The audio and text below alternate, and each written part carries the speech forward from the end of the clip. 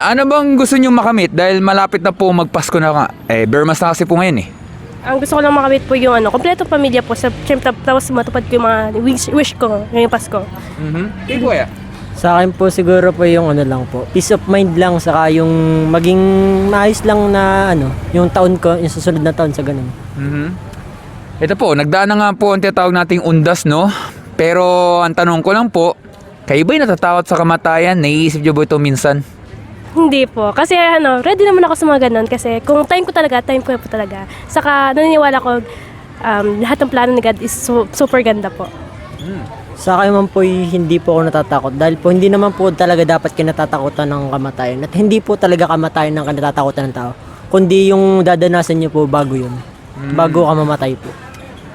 Pero sa tingin nyo kaya, okay lang natanggapin na lang natin na parang darating na lang bigla, parang wag naman po sana yung parang paglakad nyo, bigyan na lang kayo matigok. Kunwari lamang, okay lang po sa inyo yun? Hindi po. Gusto ko kasi po yung magandang plano po talaga. Yung hindi lang po basta-basta yung mangyayari po sa akin. Yung parang po, maganda yung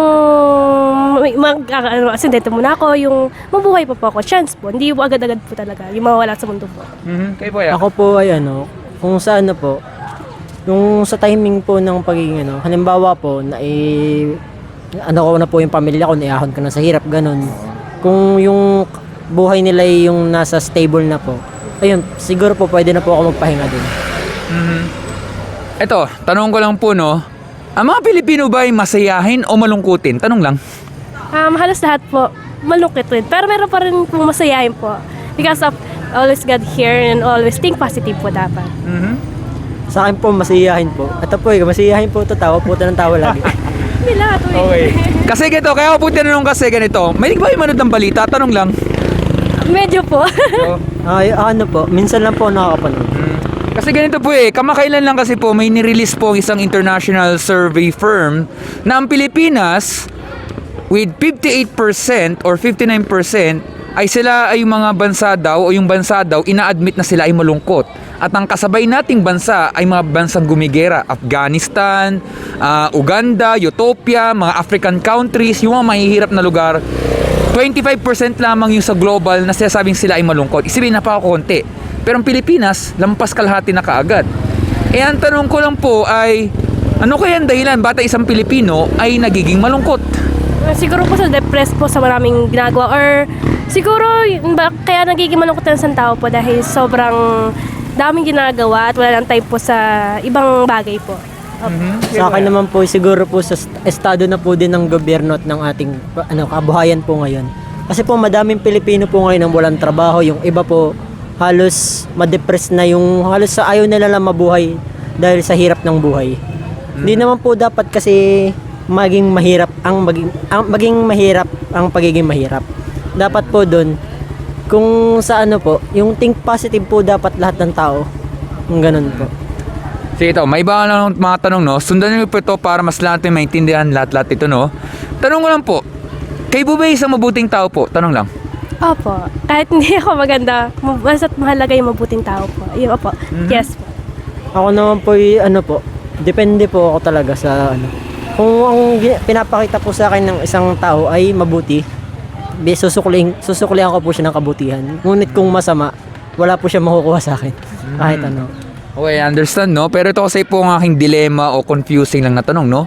Bakit kasi ganito, no? Yung mga tao, mabubuting tao, mababait, walang ginagawang masama, walang ginagawang kalokohan, etc. At alam mo, walang mangyayaring masama. Pero itong problema, bakit lagi silang sinasaktan? Bakit lagi silang iniiwan sa ere? Bakit lagi silang fine-frame up? Wala kang ginagawang masama. Lagi silang sineset up. Parang teleserye lamang. Lagi may napagbintangan, napagganito na. Pero wala namang talagang ginagawang masama. Pero po yung mga barumbadong tao, bad boy, bad girl, ba't ang daming taong naging kaibigan nila? At ba't mas marami pa sila na naging kaibigan kaysa mga mabubuting tao? Napapansin niyo ba yung ganung pangyayari? Opo, madalas po yung ganun nga po yung sana. Ang tingin po, ba't ganun sila? Siguro po mas na-enjoy nila, mas masaya na sila na ganun po. Pero mas napipilit talaga pag kasama po yung mababait, ganun po. Opo. Kaya? po, kung yung masasama po naman tao, para po sa akin, mas nasasaktan po kasi sila kasi lagi nila pinipili yung mabuti. Ngunit yung mabuti na po yun, yun po yung kahit masama na po sa kanila, pipiliin pa rin po nila para lang po hindi sila makasakit sa iba or okay lang po sa kanila na masaktan sila. Sige, ganito. Mahilig ba kayo magbasa ng dictionary? Tanong lang. Medyo po. Ako naman po yun, hindi po masyado. Sige, bigyan ko kayo ng konting trivia o kalaman. Libre lang po ito, wala po itong bayad, no? Sabi kasi sa dictionary, pag sinabi daw na mabuti o good, ito daw ang tinatawag na moral excellence o morally upright. Isipin ng moral, ugali, karakter ng tao, panloob talaga. Parang sinasabi daw na dapat isang tao, wala daw ginagawang krimen, wala daw sinasaktan na tao kahit sanggol, at wala daw ginagawang kasalanan. Tingnan natin po itong mabibilis na tanong kung talagang tutugma. Kagaya nito, kay Bubay nakapagsinungaling po sa tanan ng buhay niyo po. Opo, minsan po. Nakapagsinungaling na po ako. Maraming beses na po. Yun nga po, ang problema lahat po talaga tayo dito ay bagsak. Hindi nga pasangaway, bagsak na bagsak. Baka itlog pa o zero, no? Ibig sabihin, mabigat po talaga ang hindi pagsasabi ng totoo. At ang unang matututo ng bata ay magsinungaling. Lahat talaga tayo dito ay guilty.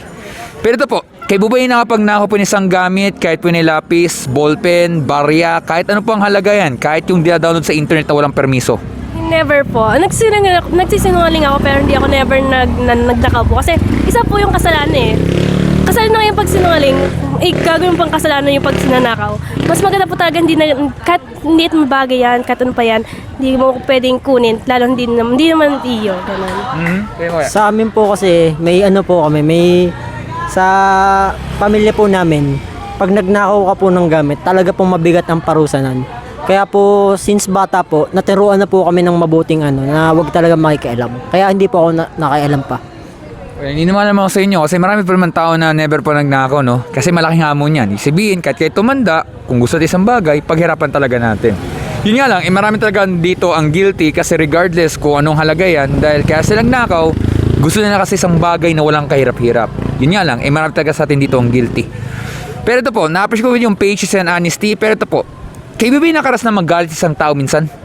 Hindi po marunong magalit po. Magtampo, opo. Pero magalit hindi po. Kasi never ko yung ginawa sa sarili ko, lalo na sa pamilya ko. Kahit sa ibang tao, kaibigan ko po. Opo. Ako naman po, naranasan ko na po talagang magalit dati. To the point po na yung galit ko pong yun, nakanimkim ko na kanimkim. Ang masama po doon, ay ano ko po doon sa taong pinakamabuti sa akin. Parang nasa teleserye lang ata ako, ganyan yung mga ganun pangyayari, no? Pero naiintindihan ko po, no? Ibig sabihin lang po kasi normal naman po na pag nasasaktan, syempre magagalit. Alam mo po, tao ngingiti. Baka baliw na po yung tao kaya hindi niya alam na siya ay nasasaktan. Kaya nga manhid. Yun nga lang, marami talagang tao dito ang guilty kasi ang goal talaga ay self-control. At marami akong niniwala namang tao na talagang likas na hindi talaga nagagalit. Kanya inaasar, tawa ng tawa. Seryoso, mayroon akong kaibigan na lalaki ganun din. Kaya naniniwala man ako may mga tao talagang never pa magalit. Pero sana nga lang, wag lang sana dumating na puputok na lang kasi napakahirap yung ganun. Yun nga lang, marami talaga dito ang guilty. Pero ito po, nagagamit nyo ba minsan ang pangalan ng Panginoon sa walang kabuluhan? Minsan pag kayo nagugulat na Papa, OM, alam nyo na po yun? Po? Ulitin ko po. Minsan ba nagagamit nyo ba ang pangalan ng Panginoon pag kayo nagugulat? Yung parang OM, alam nyo na po yun. Di ko kaya sabihin eh. Ay, hindi po. Ano po, minsan kasi po, pag nagugulat po ako, ang sinasabi ko, butike, ganun po, mga words. Pero yung about na po, hindi po. Minsan po, oh my gosh, kap, lang, yung mga ganun lang po. Pero yung, tagang, kay about name po niya, hindi po. Okay. Ako po, nagamit ko po dati yun ng bata. Gawa po, hindi pa po kami natuturuan about religion. Halos po yun, yung pa po ako noon, grade 3 po. Well, naintindihan ko naman po yung sinasabi nyo. Naririnig ko yan, yung parang hindi man direkta sa pangalan ng Panginoon. Pero bigyan ko kayo ng konting trivia. Ang tawag kasi po dyan sa English ay means oath. Hindi po to pagkain nagugutom. Mga oaths nga talaga. O-A-T-S. Ibig sabihin lamang ng means oath, may mga tao na alam nila yun yung expression pero pinapalitan lang nila. Pero yung intention, alam nilang panggulat talaga. Kaya nga halimbawa, O-M, iniiba lang yung letter G. Pero ang totoo, saan nag-originate yan? Syempre, yun yung expression, pinapalitan lang nila. Yun nga lang, medyo marami kasi talaga dito ang medyo tricky sa ganyang sitwasyon. Yun nga lang, ano man ang mangyari, dapat gamitin lang talaga ang pangalan ng Panginoon sa walang kabuluhan. Pero marami talagang tao dito ang guilty. Ito po ilan lang sa mga maraming tanong, no? Pero lilinawin, hindi ko po hinusgahan. Ito ay para lang malaman kung tayo po mabuting tao. Kaya take note, ginamit ko pong third person o pronoun ay tayo, hindi po kayong dalawa lang. Lahat po, kasama ang 9 billion na tao sa buong mundo. Sa tingin nyo kaya, kung tayo po ay mamamatay, hindi po to pananakot at haharap tayo sa judgment day sa Panginoon, tayo ba'y guilty o innocent po tayong lahat? Hindi ko lang. Guilty? Hindi ko po sure eh. Guilty. sure? Guilty tayo sa lahat ng kasalanan. Kasi di ba dun sa sinabi sa atin ni brother kilala mo na yun lang. Yung sinabi sa atin na ibinigay ng Diyos ang bugtong niya na anak para sa kasalanan natin, di ba? Di guilty tayo. Hanggang ngayon, hanggat di natin tinatanggap si Jesus, di ba? Guilty tayo. Ano eh. Pero tanong ko lang po, sa inyong sarili, sa inyong pong palagay, saan kayo pupunta? Sa langit kayo o sa impyerno na? Tatanong lang po. Sa langit po kasi ano naman. Hindi ako sure kung ano po talaga. Pero sa tingin ko naman sa langit po kasi never naman ako gumawa ng pagkamali. Oh, hindi ako perfectong tao. Wala naman perfectong tao kasi. Pero I know naman sa langit po. Yes. Hindi po kaya. Ako po talaga hindi pa sure kasi kahit sabihin po natin na hindi ko sinuway yung 10 utos, pero may mga kasalanan pa, alimbawa po, minor cases po, kung alimbawa po, sa traffic po, yung nagkakaso ka po, pero minor lang, binigyan ka ng ticket. Parang ganun lang po yung mga naging kasalanan ko, pero kasalanan pa din po yun. Kaya hindi po ako sure na pupunta ako sa langit. Well, tama naman yung sinasabi nyo. Ang tawag kasi sa term na yun parang degree of sin, level ng sin. Parang kunwari lang, bigyan natin ng mabilis lang na halimbawa sa korte. Kunwari yung isang kriminal, may criminal A, nakapatay siya ng tao. Criminal B, nagnakaw lang ng pera lang. O sabihin, medyo magkaiba na. Pera lang, wala naman namatay na tao. Pero ito, buhay ang pinag-uusapan. Pero yung sasabihin ng criminal B, judge, opo, nagkamali po ako, pero pera lang naman po yun ako, may babalik naman, magagawa ng parang, etc. Nangangatwiran pa sa korte. Pero sasabihin naman ng judge, anong pinagsasabi mo? Kahit ba sabi mo nakaw yan, pinahamak mo yung tao, naghahanap buhay o kung ano man ang pangyari. Kailangan mo pa rin pagbayaran, kailangan ka pa rin tapon sa kulungan kahit anong mangyari kasi yun yung katotohanan at yun yung batas. Tama po ba? Kailan niya talagang pagbayaran talaga ito? Kailangan po niya bayaran po. Yan. Kailangan niyang makulong kasi kasalanan niya eh. Isang kasalanan niya na kailangan bayaran. Okay po yan. Ayun po, kailangan po talaga kasi kung ang tao ay nagkasala po sila, hindi na po nila maiiba yun or maibabalik yung ano. Oo. Ito kasi yung problema po, no? Sabi kasi sa Biblia o salita ng Panginoon, ang mga tao nagsinungaling, nagnakaw, nagtanim ng galit, at iba po mga nagawang kasalanan na hindi na mabilang lahat-lahat, ay walang makakarating sa langit, hindi makakita ang karayan ng Diyos kung hindi itatapon po sa nagbabagang apoy o impyerno. Nag-aalala po ba kayo na maaaring hindi lang kayong dalawang pupunta doon, maaaring tayong lahat dahil tayo ay pumalpak dito? Nag-aalala po ba kayo dito?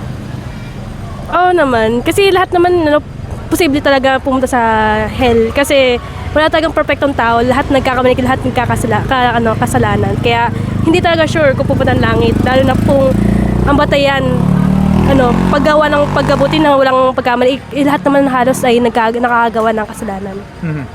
Hindi naman po kasi tayo santo para yung hindi tayo gumawa ng kasalanan. Tao lang po tayo nagkakamali. Galing po tayo kay Eva at kay Adan. Sila ang unang tao nagkamali. Kaya po, para po sa akin, may posibilidad po talaga na sa impyerno po ang bagsak nating lahat. Siyempre, ano mangyari, dapat talaga tayo mag-alala. Kasi buhay po talagang pinag-uusapan. Mamili lang kayo, mabilis lang to, no? Mamili lang kayo, tao o pera? Tao po, kasi mahalaga yung tao. Kasi yun yung pinaka-gift pa sa atin. Isang tao, kaibigan, tulad ng kaibigan, ganun. Sobrang halaga po talaga yon. Kasi yung pera, dami yan eh. Pero kung tao pipili mo talaga, hindi mawawala agad yan kundi nandyan yan para kasi binigay sa iyo yan eh. Meron kang nandyan sila para mahalin ka, tanggapin ka. Pero yung pera lang yan, hindi mas mahalaga yung tao kasi pera talaga. Sa akin po, tao po. Kasi po kung may pera ka nga pero wala ka namang yung halimbawa, may pera ka pero wala kang kaibigan, saan mo gagamitin yung pera mo sa sarili mo? Anong bibigay nun sa'yo? Mabibili mo ang gusto mo, sige, mabibili mo yan, makakapagpatayo ka ng mga bahay, mansyon. Sino kasama mo? Di ba po wala? Kaya lang po yun. Actually, sinasabi mo, yan ang ating maaaring dahilan kung bakit may mga taong malungkot. Kasi kung nanonood kayo sa yung balita, sa sobrang taas ng percentage, may pera nga sila. Pero ba't silang malungkot? Alam na natin na magiging sagot yan, kaya nakakagulat. Masaya ng mga Pilipino, totoo yun, pero sa isang survey, nakakagulat. Ang taas ng porsyento. Dinaig pa natin yung mga walang ang gera dito sa ating bansa, pero matindi pa, oo. Nakakagulat yun. Pero yun nga, ano man ang mangyari talaga, dapat talaga tayo makabahala dahil buhay po talaga ang pinag-uusapan at galit ang Panginoon, hindi lang sa kasalanan, kundi sa makasalanan tulad natin. Kasi andun yung pot o galit. Bagamat nakakapag-alala, pwede naman po magbago ang lahat-lahat kapag narinig natin itong salita na to. Narinig ba yung salitang mercy? Hindi pa po. Hindi pa. Mercy? Mercy, ay, opo. Yes. O yun, mercy, no? Nakakarinig ko na po. Maraming beses na. Na kung saan, ang Panginoon po, siya po'y mayaman sa mercy o awa. Ibig sabihin, ang isang tao pwede siya humingi ng awa sa Panginoon na inamin na siya ay nagkasala. Inamin niya na siya ay pumalpak at tatanggapin po ang kaparusahan. Magkaiba po sa tao nagde-deny o in denial. Ibig sabihin, malaki po yun. Parang isang mayabang, kinain niya yung pride, naging humble. Malaking impact po yun. Ibig sabihin yun, alam ng tao na siya ay pumalpak. Kasi sabi sa Biblia, walang sino man ang mabuti kahit isa. Lahat po ay pumalpak sa kaulatian ng Panginoon. Napakatindi nun. At ang isang pinakamatindi doon, ang kabayaran sa tinagawang kasalanan ay kamatayan. Napakabigat nun. Buhay na po kagad ang pinag-uusapan. Pero pag tayo humingi ng awa sa Panginoon, siya pa mismo nagbibigay ng solusyon para hindi tayo mapahamak. Dahil ito po ang tanong, and I think, nabanggit na itong kasamahan nyo, pero tatanong ko pa rin. Ano kaya ginawa ng Panginoon upang hindi tayo tapon sa impyerno, tayo pa yung makalis po sa Judgment Day? May naisip po ba kayo? Ano po? Para po mabawasan yung kasalanan. Ano po? Matanggal? Ano po? Yung kanyang anak po, yon. Pinako siya sa krus para sa ating kasalanan. Para mawala yung ating kasalanan. Yon, gano'n. Ayun po yung ano. Ito po yung sinabi ko kanina na binigay ng Diyos ang bugtong na anak niya na si Jesus. Pinako ito sa krus at inako lang ang kasalanan ng sanlibutan. Yun nga po, makikita nyo, lahat talaga tayo makasalanan, lahat talaga tayo pumalpak. Pero ang ginawa ng Panginoon Kristo, binuhay siya po yung kanyang buhay dahil siya po ay nagmamalasakit. Wala siyang ginagawang masama eh. Parang mabuting tao. Wala kang ginagawang masama, pero ba't nyo sinasaktan? Kaya nga, andun yung hostisya eh. Kaya nga yun yung dahilan kung ba't ko pinaglalaban yun eh. Bakit po yung mga ganito inaapi? Wala namang ginagawang masama. Pero kung ano nangyari kay Jesus, ganun din nangyari sa mga taong gusto nilang matuwid ang buhay. Ibig sabihin, hindi po in vain o yung parang walang saysay. Dahil si Jesus, ganun po ang nangyari sa kanya. Nagbabahagi lang siya ng katotohanan, pero sabi sa Biblia, may mga taong ayaw ng liwanag, gusto nila ng madilim. Parang allergy na nga sa kanila yon. Kaya ibig sabihin, alam nila yung totoo, pero gusto lang nila palabasin na hindi totoo. Kaya pinalabas na masama daw ginawa ni Jesus, pero totoo, siya ay inosente. Yun nga, pinako siya sa krus, namatay man siya doon, pero siya nabuhay sa pangatlong araw para matalo po ang kasalanan, matalo po ang kasamaan, at meron pong buhay na walang hanggan. Sa madaling salita, kung isang tao po ay guilty, pwede po siyang palayain dahil may nagpiyansa. Nagibig salitang piyansa?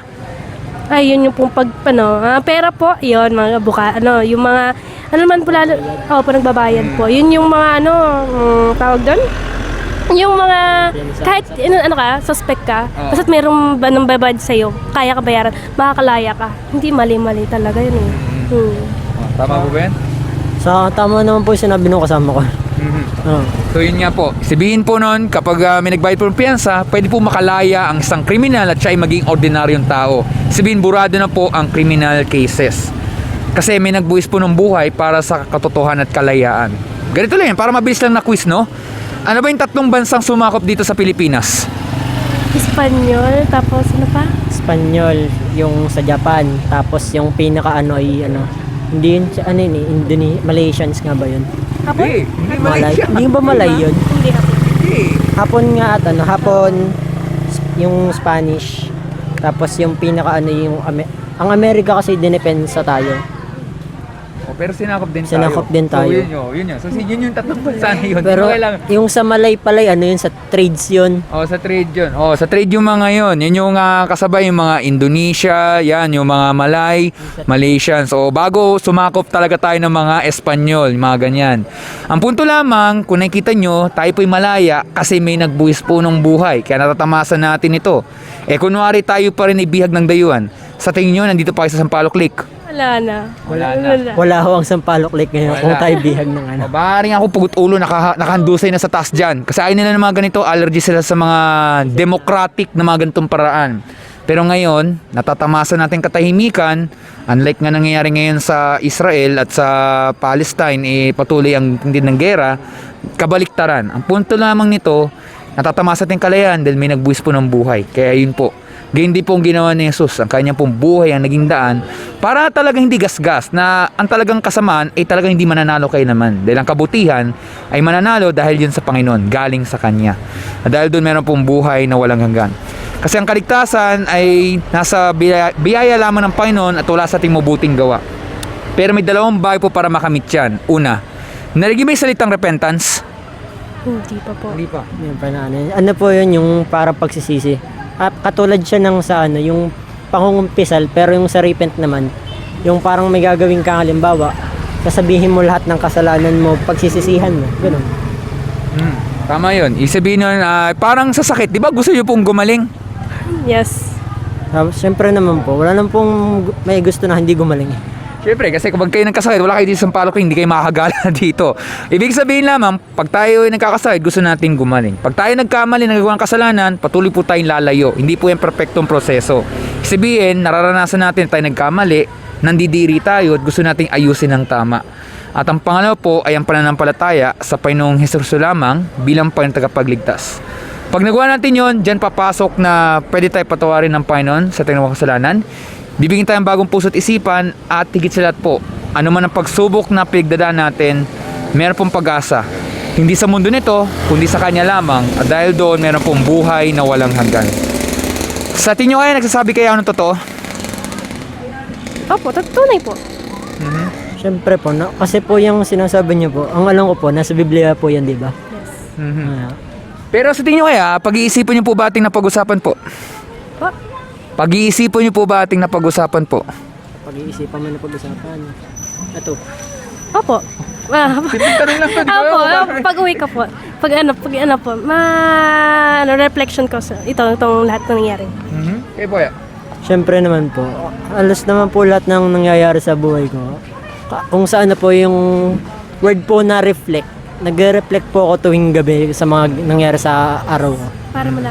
Para malaman yung kung ano dapat mo gawin o yung mali mo ginawa ngayong araw na ito. Para may tama mo at maiwasan mo yung mga maling bagay na gawa mo.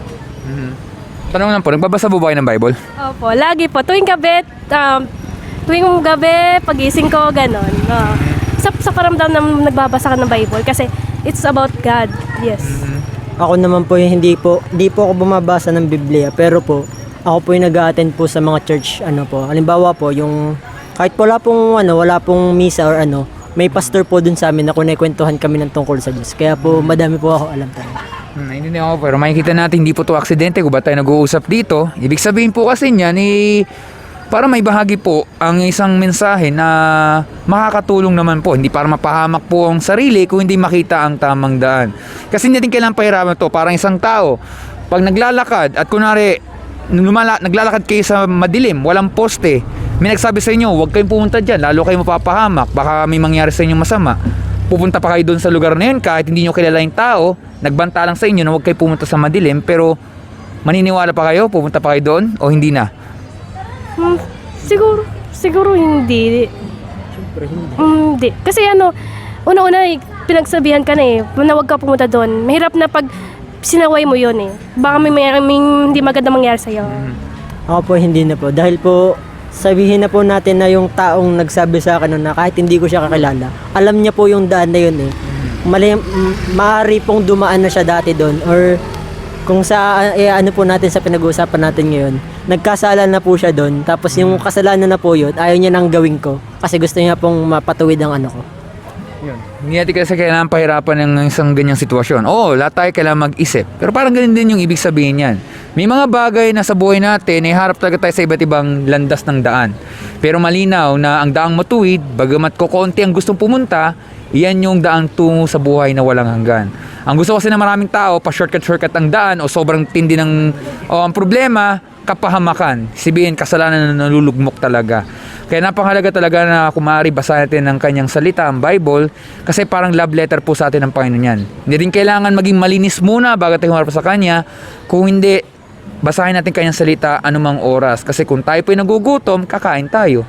Hindi po ang spiritual. Kasi atakihin tayo, wala nga kayong sakit, pero pwede kayo atakin ng tukso, etc. Nandyan lang po yan sa paligid, di natin namamalayan yan. Pag di natin napansin yan, tayo po mapapahamak talaga. Kaya napakahalaga na mabasa ang kanyang salita, dahil yan yung magiging daan natin hanggang sa huli. Yan yung magiging sandigan natin ano man mangyari. Dahil pag tayo magtitiwala sa Panginoon, hindi ito magiging walang saysay sa harap ng Panginoon. Dahil kikilalanin niya na yung isang tao ay nagtiwala sa Kanya hanggang sa huli. Ang mga samang balita, lahat talaga tayo guilty, lahat talaga tayo sa impero tatapon. Dahil galit ang Panginoon sa kasalanan. Pero mabuting balita ay dahil sa ginawa ng Panginoon sa Kristo lamang, namatay man siya at siya ay nabuhay, hindi lahat ng tao sa impero tatapon. Marami rin makakapunta sa langit, hindi dahil sila ay mabuting tao, kundi mabuti po ang Diyos. At dahil po doon, meron pong buhay na walang hanggan. Maraming salamat po at meron ba yung katanungan po? Wala na po. Salamat din po. Wala na po. Salamat po. Maraming salamat po at mag-ingat po kayo. Salamat po. Kayo din po. Mag-ingat po kayo.